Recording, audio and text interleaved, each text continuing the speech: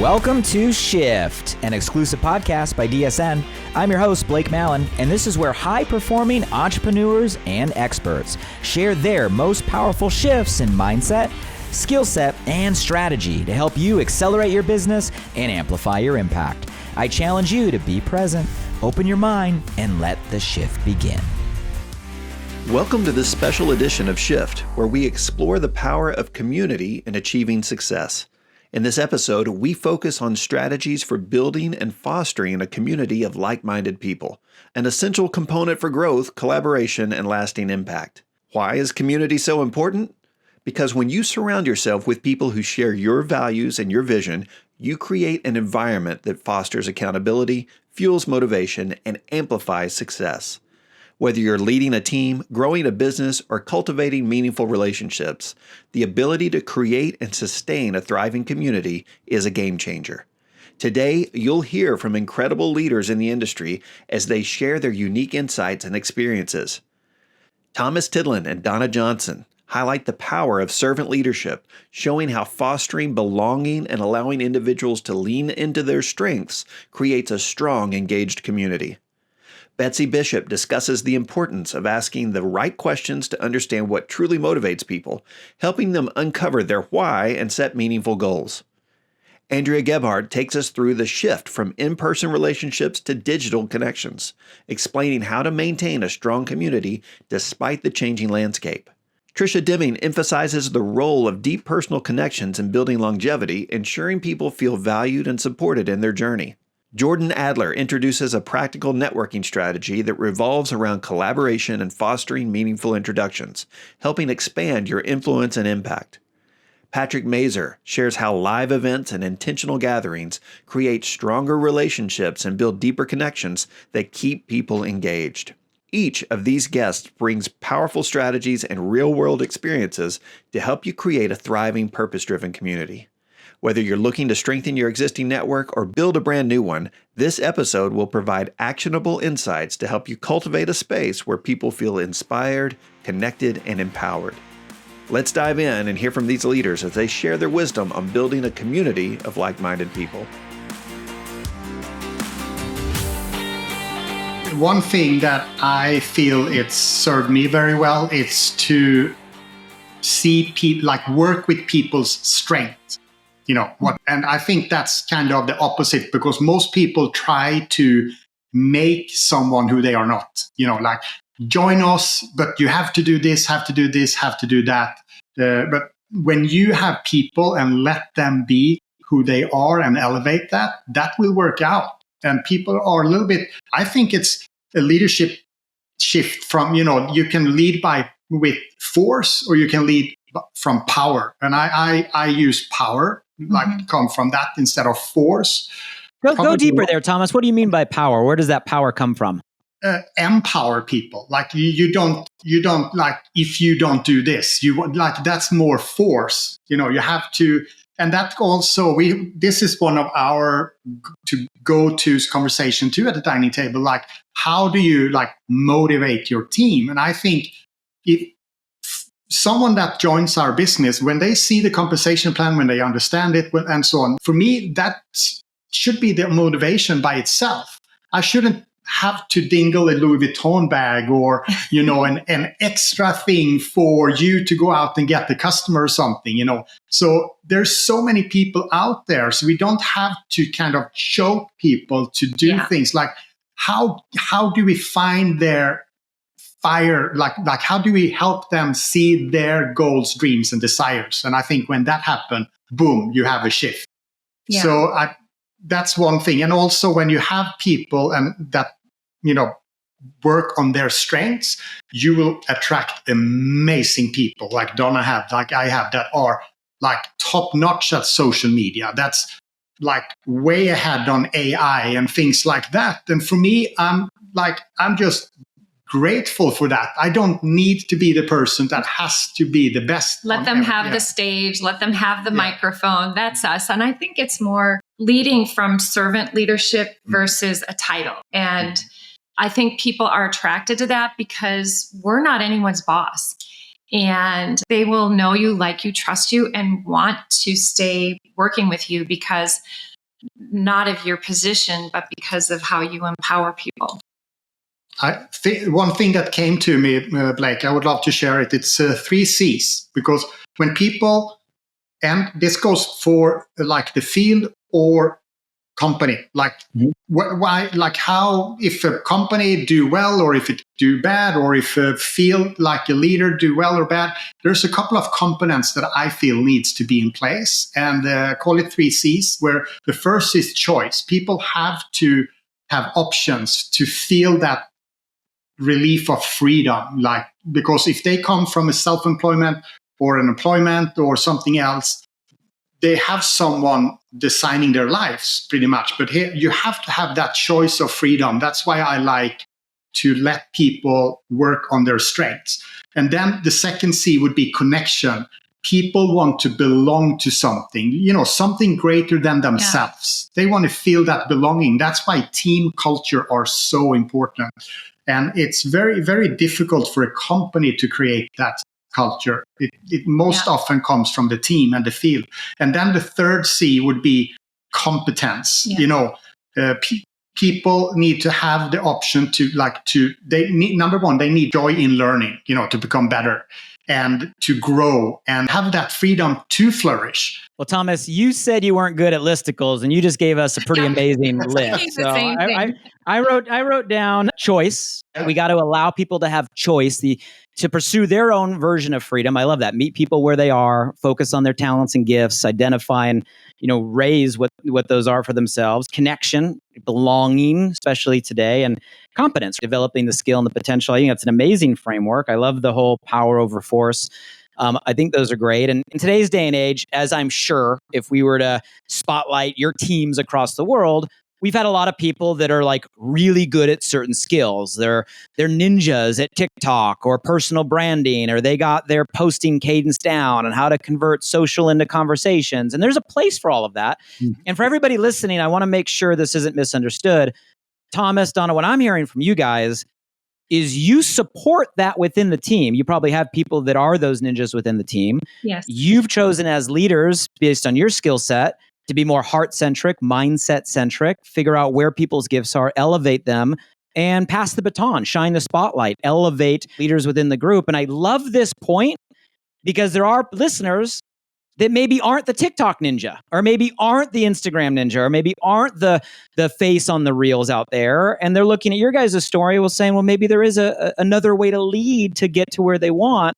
So thank you for being that example. I think it's great because it's a little different than maybe some of the past guests, and not to devalue those skills. Those skills are work today. And I think it really brings out, Blake, the comparison game that goes on. I have seen so many shiny penny chasers where I just know what works. I like to lead with the business because I think it's the best product we have. But, you lead with the story and you find the fit.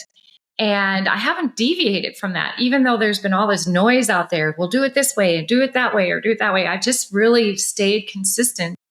And when you have the comparison game going, you start to get FOMO and fear of missing out. Well, I must have missed the boat. And then you try to pivot, and then that ship has already sailed, right? Mm-hmm. And we're back to in person or whatever's going on. So I think this concept helps people from burnout.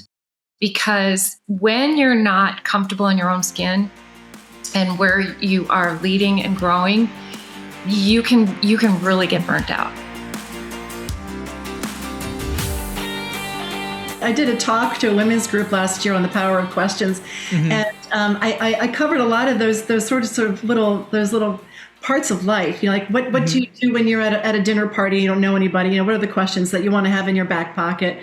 One of the foundational things is that some people are very afraid to ask questions because they think it's impertinent. I had a team member, a top leader at one point, and I was trying to help her get unstuck. And we were working on this idea of asking more questions and all, and she started to cry. And she said, and I asked her why she was crying. She goes, I was taught that it's rude to ask any questions. And so it was so against the grain. It was like physically painful for her to ask. She got past it. I mean, she really worked through it. But there are people who have been taught, don't ask any questions because it's rude.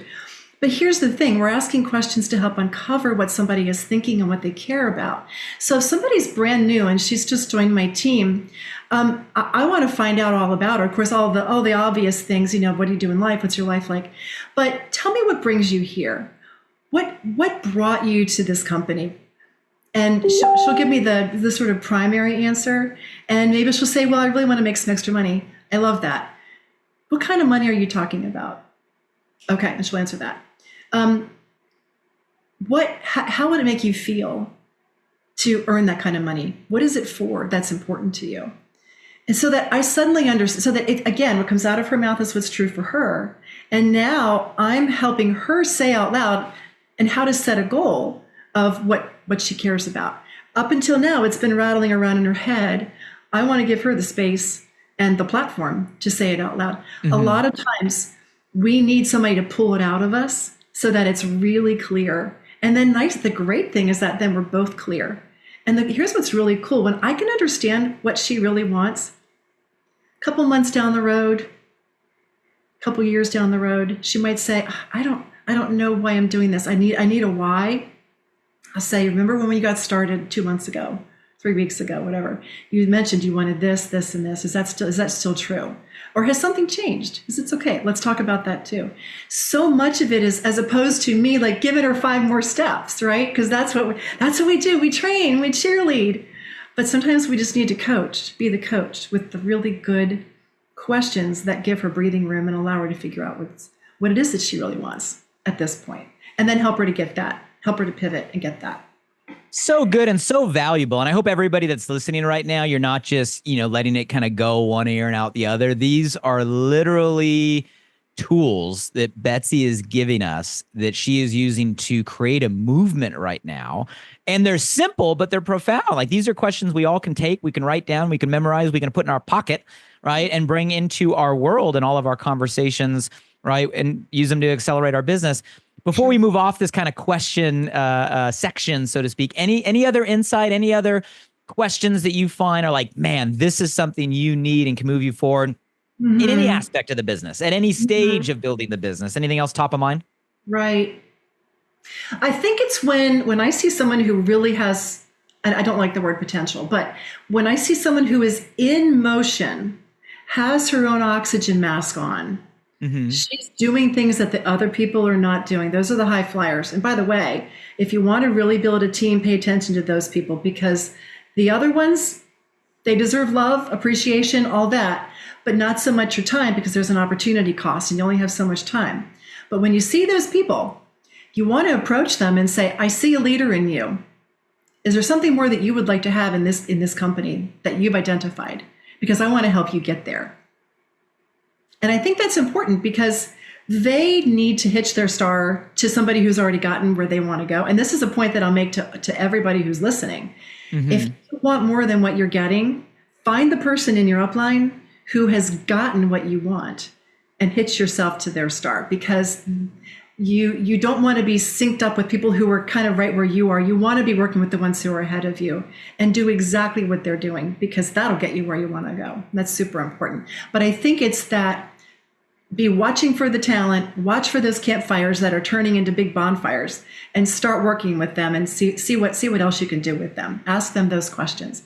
What else do you see yourself doing? Have you seen anything else in the company that looks like fun? Do you want to earn the next trip? I see a leader in you and I'd love to help you.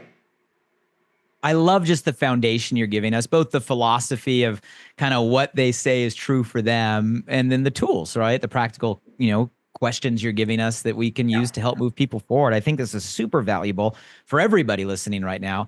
Let's say we master the question, conversation. We get good at this rapport and figuring out what someone wants and moving them forward. Talk to me about kind of the art of the presentation in your world, because whether the presentation today is in a party, right, or in a room, or on a Zoom, or on a call, has the presentation piece of the system, so to speak, been a core part of your business and your growth? Is it still today or not so much? What do you say? What do you mean by presentation? Presentation.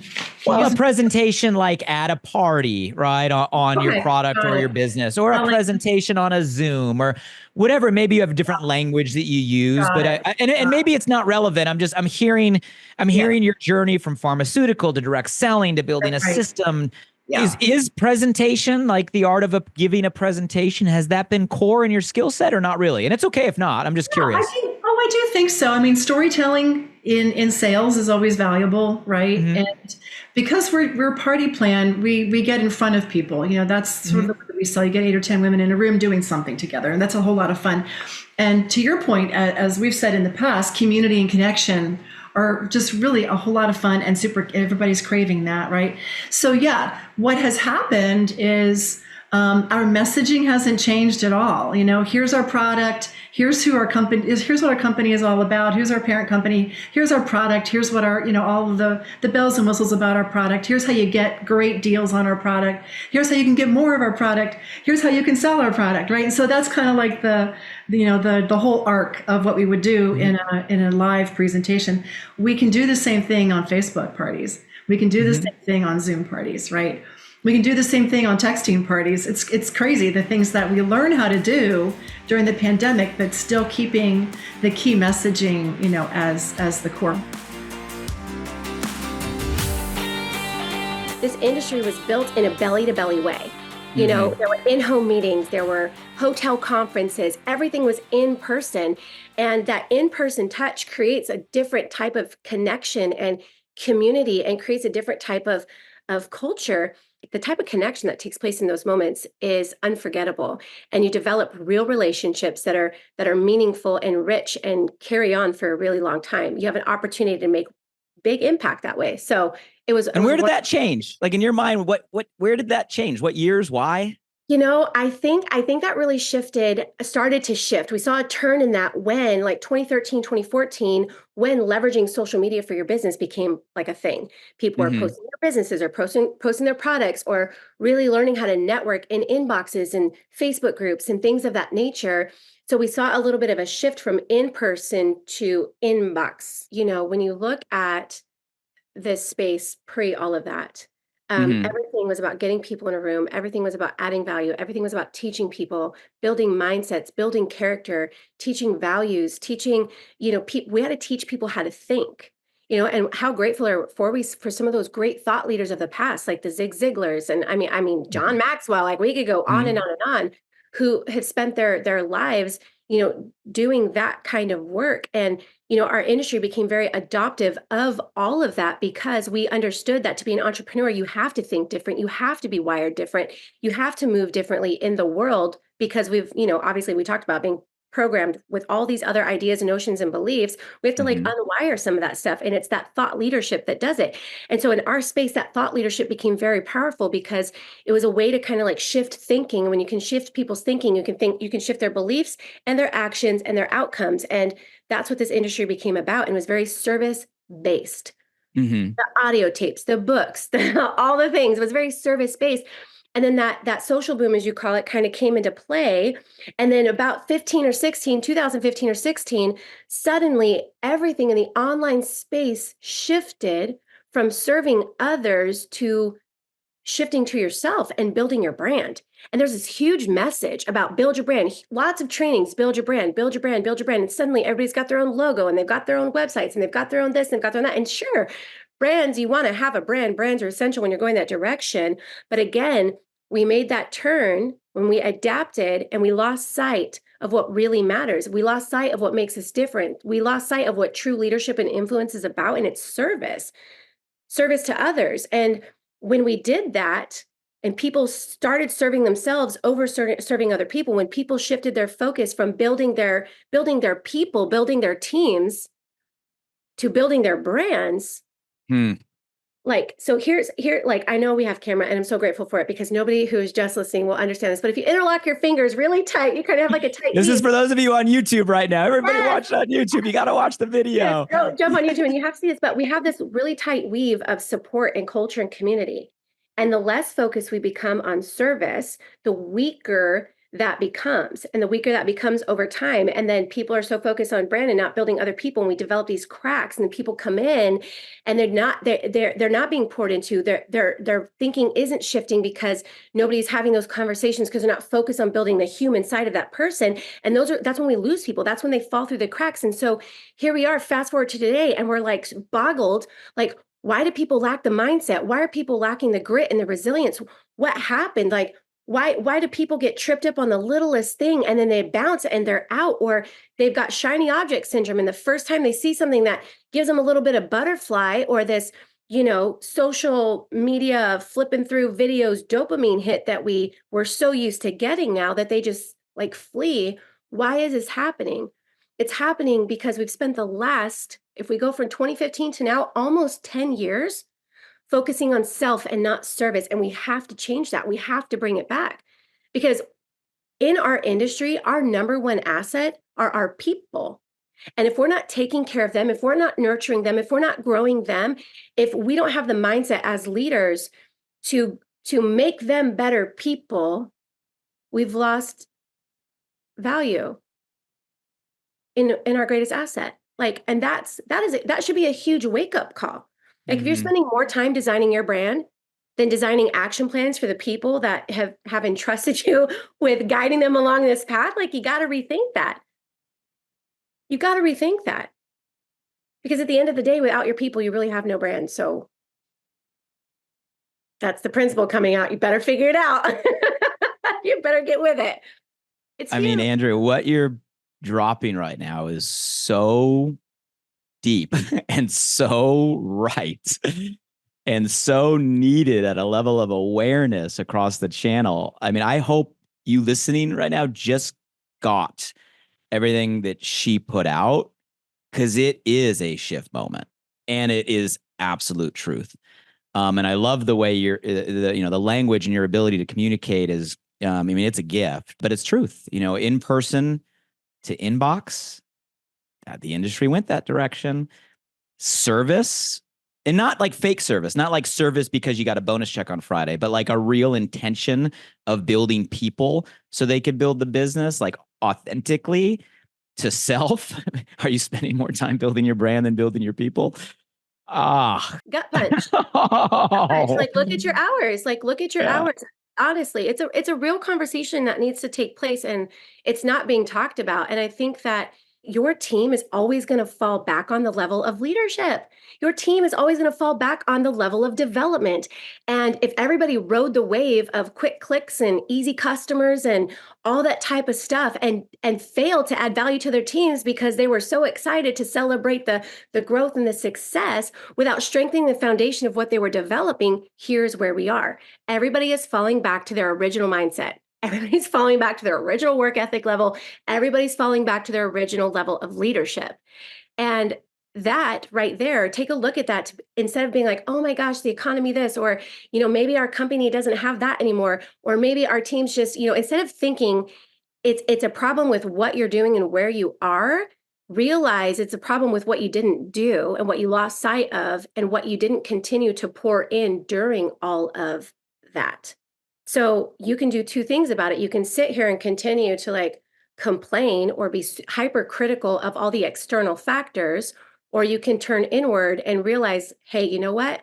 I didn't step up to the leadership plate in the way that I maybe should have. I didn't pour into my team and build those core things in people that they really need to be successful in this industry, like mindset and confidence, belief and resilience and grit. And I'm going to do something about it. And I'm going to dig in and I'm going to dive deep, because I want my people to be prepared for that next wave of growth. And I don't just want them prepared for it. I want them positioned for it, so that when it happens, they're in a better position in their hearts and in their minds to lead that next generation of business that's going to come from that gigantic wave.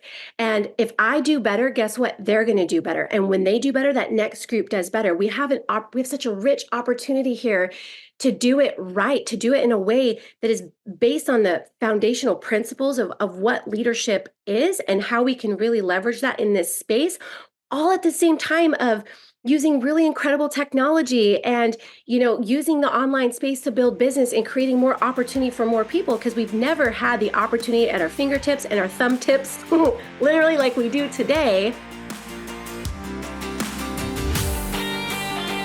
Building the relationship to me has never been more important. And I think it's even because I would attribute it to the world shutting down and creating a lot of chaos then, that people are craving connection. They're craving community. They're craving a place to belong. And life is so darn expensive, right? Everything has gone up. So I think they're craving a way to just feel like they can make ends meet. So I'm feeling that shift more than ever. Maybe I'm just more aware of it now. There's more awareness to it. But I'm seeing in our team is thriving because we really value the personal connection. We're doing everything we can to build those relationships and create longevity, just meeting them where they are, whether they want to come in and earn a lot or a little bit, whatever it is, we just want to meet them where they are and just really foster those relationships, help them feel like they belong. I think that's been a shift, at least for me personally. I'd be curious to poll my team and see what they think, but that's what I'm hearing a lot more is just the relationship aspect of like, people just want to be together. Our convention, they want to be there. They're so excited to be there and be together. So, I mean, I don't think that's just you. I think all of us, if we check in, we feel that. I mean, there's nothing like having something quote unquote taken from you in order to restore its value or its importance or its meaning, right? And the pandemic period, it took a lot of that away. And I think the world came out saying, wow, we got to really value and appreciate connection, community, all those things. I get that maybe that starts with an intention. I hear in your language, it's kind of a focus and awareness and intention of, I heard relationship, connection. What does that look like though, when it comes to like tactics, right? So how do you translate that into building your business? Like, where does that connection, those relationships start? How do they get fostered? How do you create a deeper connection? Like, what are the things you and your team are doing in order to kind of make that a priority today? Yeah, I think a lot of it comes to onboarding, like setting expectations and onboarding before you even enroll somebody. Like I've prided myself on the fact that we're not just enrolling someone for a number. We're not just saying, hey, we need to up our numbers by 10%. Let's just take anybody with a heartbeat. I really pride myself on, is this a good fit? Is this something you even want to do? And then I heard it said as, what's the cost of winning to do that? So if this is what you want, what do you want after, what kind of income do you want? Where do you want to get from here? And what does it cost to even get that? And those conversations we're trying our best to have before we even enroll. So there's no surprises. So that when they come on, they're like, okay, I know exactly what I need to do.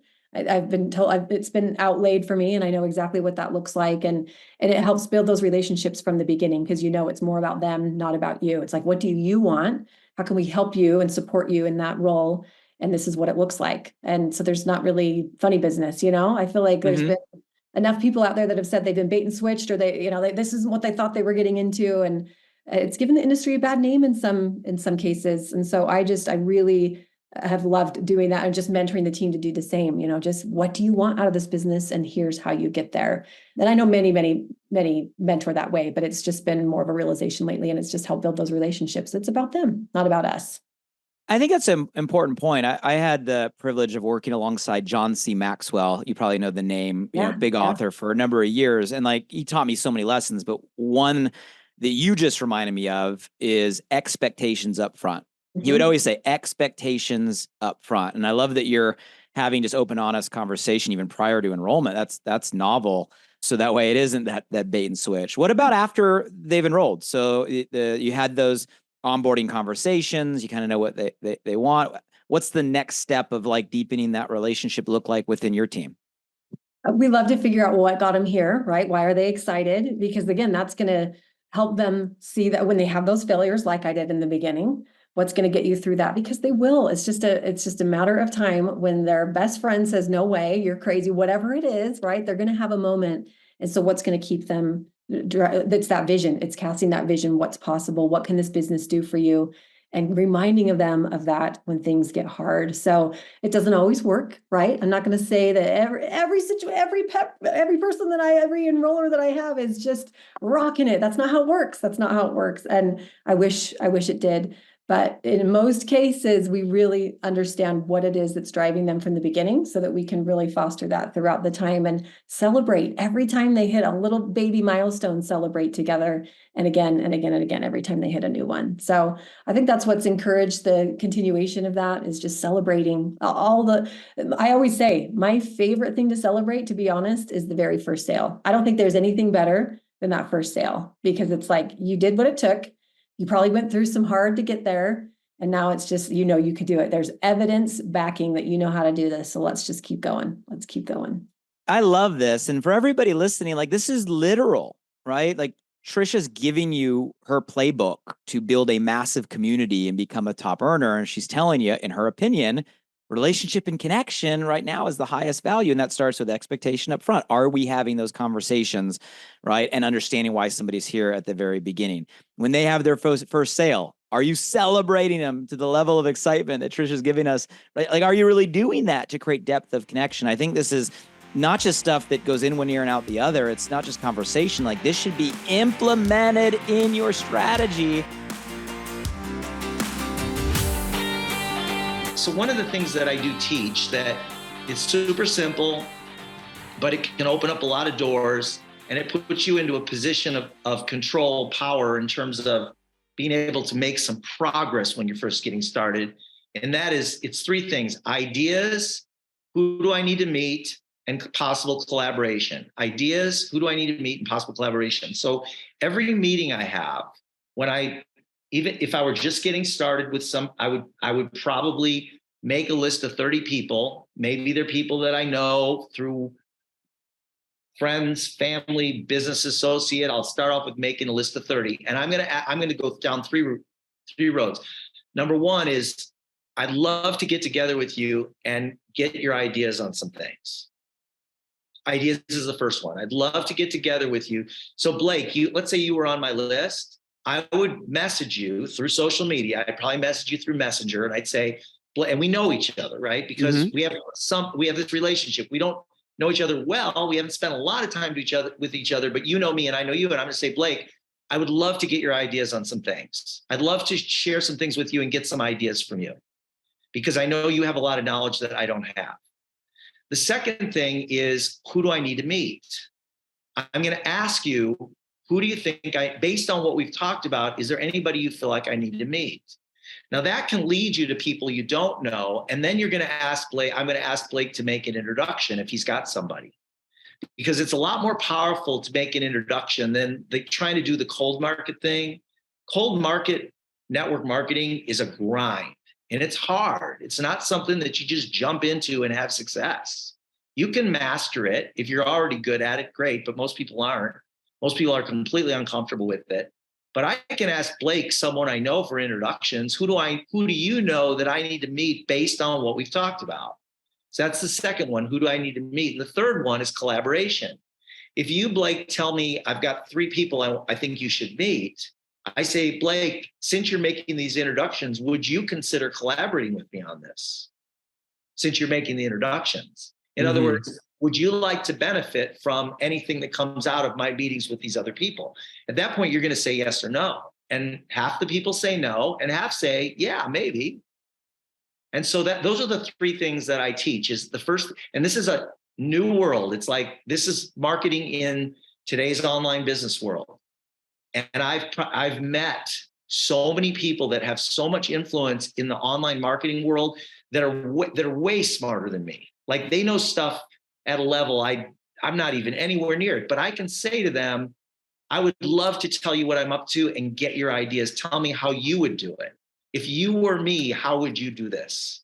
And then I'm learning from them, and I'm taking notes. And I've probably got 100 pages of notes on my computer from meeting with people like this on Zooms. And I'm learning. And I'm noticing I'm starting to think differently too. And then the second thing is, is there anybody you feel like I need to meet? And I'm going to meet those people and get to know them. I'm going to spend a couple of days with them and get to know them.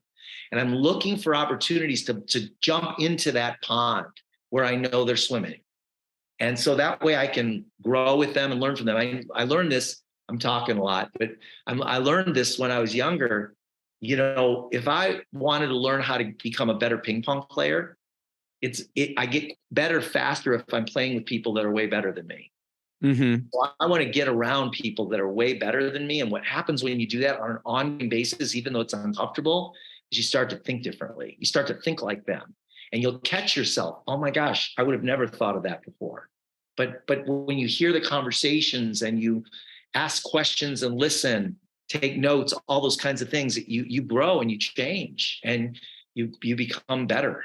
I love it. And just hearing all your stories through the years, through the seasons, right, of your life and through the industry, right, of the last 27 years, there's some principles that keep coming out. You are putting yourself in the environments where you're going to meet the people you want to meet, have the conversations you want to have. I love that you're giving specifics. Here's the language, here's the words. And that's foundational. Those words have worked in this channel for a long time.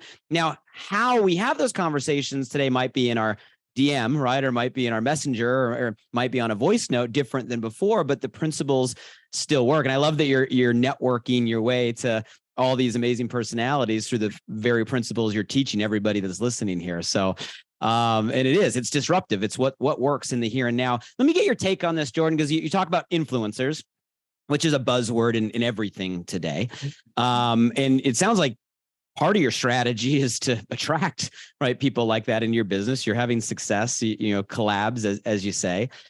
Any tips? Is that something that you would recommend the average, part-time direct seller to focus on, or what's your take on that? Is that an avatar we're looking for, or I'm curious. Well, it really depends on what you like. For example, let's say you've got health products. Your company is a health products company. I'd start asking myself questions like, where do I need to go to meet the people that, if they loved what I've got, would want to promote it to their people, to their, like, where am I going to go? Like, so, whether it be chiropractic, like if it's chiropractors, then you want to go where the chiropractors are, go to their conferences, be around them, and then ask questions and listen. And then they're going to ask you what you do. This is something that is super powerful. Two things that are super powerful. Make suggestions and ask for permission to continue. Would it be okay if I shared something with you that I think you might like? Great question. That's permission to continue. Or I would love to propose an idea. Would it be okay if I do that? All right. So you're getting permission to continue. Then they say yes, they're leaning in now. Another thing is suggestions. Like, can I make a suggestion? That's permission to continue and it's suggestion. So, Blake, can I make a suggestion? Or, yeah, so you say absolutely. Absolutely. So yes, and now I can make a suggestion and you're open to it. Versus making a suggestion and you kind of like, so those are two little tips that you can use that are really powerful in building your network marketing business. So we're using technology today to reach people we maybe would not have reached in the past at a pace maybe we never could have reached them before. How are you deepening the connection when you find that swipe left or swipe right? It's been a while since I've been on a dating app. So when you find the person that hey, this person has it, like, what are you doing to deepen that connection in a virtual world? Look, I rely on the live events. Now, we used to do these probably like anybody in the industry. This were weekly meetings, Saturday trainings, and we would get together and do maybe multiple of those on a weekly basis, depending on the part of the country. So now we shifted out of that into every 60 days, having a big event. And what's so great about the big events is, one, a lot of the rudimentary information we can get out of the way on Zoom. And now we can have a better opportunity to get to know one another, build a deeper relationship, create a true friendship with the people that we're working with, because we're not having to put them in a chair from 9 a.m. till 9 p.m, because we got to get everything in their head, because there's no other way for them to get the information. I mean, I'm sure audios. I mean, how many did you listen to? Cassettes. I mean, I watch cassettes to CDs to now YouTube. So information's available for us to give to people. But I love the live events because now it's hey, let's get a chance to break bread together, let's get a chance to start, laying out a path of success and what we can do together to achieve those goals. I love that. I love the way you kind of framed it, right? We can use technology to deliver information, education, right? Probably more effectively and efficiently than ever before, Sure. Which creates space to maybe approach when we do get together to do something a little different or get a little different outcome. So go even deeper there. What type of live events? Like, are you doing things at kind of a social local level? Are you doing things at kind of a regional formal level? Are you waiting for the big national level? What are you doing there that's maybe different to deepen connection? How has that environment shifted to kind of, again, create the community that you're looking for? So a couple of things. One, we're doing more of those smaller events building up to a big event. You know what I mean? And in those smaller events, it's the luncheons, it's the breakfast of champions. It's the opportunity for us to get together, spend some time, get to know each other, and as mentioned, not be so conscious of, oh, well, we've got to do a whole day of training. Look, we can do a half day of training and spend the other half recreational and just having fun and getting to know each other and really bonding up with your team. And I love that part. Like, to me, this is the most special time to be in network marketing because all the negatives are gone. What's the negative? Hey, he doesn't want to hear what I have to say. Good, click off the Zoom. Like, you know what I mean? Done. You didn't drive 6 hours for a bad meeting and then drive 6 hours home thinking about the bad meeting you just had. I mean, this is the renaissance age of network marketing or direct sales. I mean, I see this as clear just because of the perspective of where we came from and what we're seeing now. And look, prior to the pandemic, could you imagine home-based business is the number one trending thing on Google when a pandemic hits? And the whole world said, I want to work from home. And then they experienced working from home, and then they came in and kicked them out of the living room and said, get back to the office. So it's almost like we had to walk to school every day, and one person picked us up and took us in a car and let us enjoy that for 2 years. And they said, okay, you're back to walking. Well, no, I don't want to walk anymore. I want to go back to that car. That was a really good experience. You just gave me so many flashbacks on so many drives for so many hours for so many horrible meetings. And it's the truth, right? Now we can filter, faster than ever. It is better than ever, and get to the individuals that really have the desire to move right in the direction that we're moving. I love what you just said. I think any listener at any level can get value from that. Of okay, how do we use technology to deliver the information? To sort is essentially what you're saying, and then how do we create environments, whether it be the local lunch, right, the local social, to deepen connection, and it can be experiential. It can be social. It doesn't have to be, like you said, what it used to be back in the day of like all the training and information. So I love the way you kind of frame that. And, I guess maybe one more step in that direction, Patrick, like maybe someone that's listening doesn't have a company that is doing this right now. Like maybe, some companies that they have live events happening, right, that you can plug into. Some maybe are coming off, especially pandemic in this virtual world, so the corporation isn't necessarily organizing these yet. So what would you say to the distributor out there that is listening to you, wants to create connection at some level, maybe doesn't have a full event calendar to fill? What could they do to start moving in that direction to create those relationships? What advice would you give? Look, and I'm sure we used to do barbecues, right? Before we had any money. Well, what did we say? Hey, Saturday night, bring your family. We're all going to the park. Bring us some charcoal. We're putting some hot dogs on the grill. We're going to hang out and get to know each other. So, I think there's a lot of things people can do without spending a lot of money, if you will, or spending nominal amounts of money, but creating the environment for people to get around you. Because as a networker, you got to realize that you are such a force of positivity.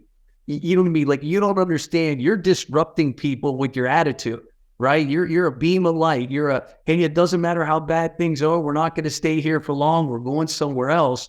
And I think you could do that on every level, even to rent an Airbnb, somewhere and tell everybody, come on in and let's go spend a couple of days together, or 2 days or 1 day, just getting together. There's so much value. And I think people are yearning for that after 2 years of sitting in the house, like no more Netflix, no more. So, let's go meet, let's go get together. Let's go, spend some time together. Patrick, I think you're spot on. And I know some people will listen to this and be like, oh, that just sounds too simple. Like, hey, let's get together for a barbecue or a social. But guys, community is what the whole world has been deprived of the last couple of years. Therefore, community, connection, relationship is higher value today than ever. And it's been weird. It's almost like people have forgotten how to reconnect.